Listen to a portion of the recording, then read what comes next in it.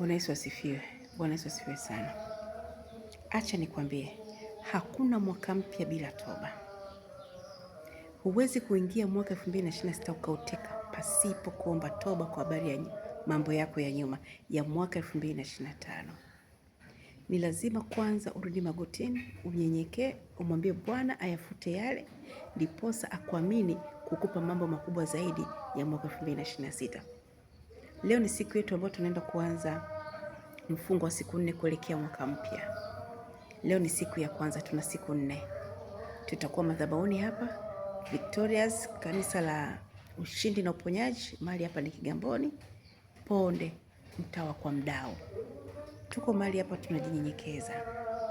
Maombolezo 3:40 anasema tuzichunguze kwanza njia zetu. Tukazijaribu kwanza njia zetu, tuzichunguze kama ziko sahihi. Turejee kwa Bwana. Njoo mahali hapa ukamsihi Bwana achunguze yale yaliyo sirini. Njoo tuombe kwa pamoja. Siku yetu ya kwanza leo tutaanza kwa habari ya toba. Tutaingia kwenye kuomba rehema. Tukamwambie Mungu yale yaliyofanyika mwaka huu. Kuna mengi yalikuwa ya machozi, kuna mengi yalikuwa kutisha, kuna mengi yalikuwa ya ajabu. Tukamwambie Mungu akayafute yote. Tujinyenyekeze kwa magoti, kwa kilio. Tukamwambie Mungu futa ule udhaifu wote, futa makosa yote, futa dhambi zote, zile za wazi na za sirini, ili tunapoingia mwaka 2026 tukaingie tukiwa safi, tumetakasika. Hatuwezi kuingia mwaka 2026 tukiwa na hali yetu ile ile ya uchafu. Maana yake ni kwamba tutaunajisi mwaka 2026. Yale maovu yaliyokuwa mwaka 2025 ndiyo tutakayoingia nayo mwaka 2026, kwa sababu hatujaomba toba, hatujajinyenyekea na tujitaka utakaso. Damu ya Yesu Kristo iliyomwagika msalabani ndio damu ya utakaso. Kuanzia kwenye utosi mpaka kwenye unyayo. Tutatakasiwa familia zetu, kazi zetu zitatakaswa, ndoa zetu zitatakaswa, miili yetu itatakaswa, nchi yetu itatakaswa katika jina la Yesu Kristo. Njoo mahali hapa. Njoo tujinyenyekeze kwa Mungu.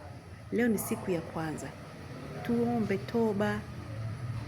Tuje tena kesho kutwa mpaka ile siku ya mwaka mpya. New Year 2026. Tukutane mahali hapa. Amen. Karibu, ni kukaribisha wewe ambao uko maeneo ya Kigamboni, maeneo ya Twangoma, maeneo ya Kibada, maeneo ya Feri, maeneo ya Mbagala. Ninakukaribisha hapa. Njoo tuombe, njoo tujinyenyekeze, njoo tugalegale, njoo tulie. Njoo tulie. Hana lilia paka kaitwa mlevi. Njoo tulie. Na wewe najua una changamoto yako, najua una magumu yako ambayo ulitamani mwaka 2026 usiingie nayo. Sasa usipokubali kujinyenyekeza, usipokubali kuomba toba, uwe na uhakika mwaka 2026 utakuzoea. Uwe na uhakika mwaka 2026 utayabeba yale yale, utaenda nayo. Na usianze kulia na kusema kwamba kuna mkwamo. Mkwamo umeutengeneza wewe mwenyewe. Njoo mtumishi wa Mungu, njoo tuombe kwa pamoja. Njoo mwanangu mzuri.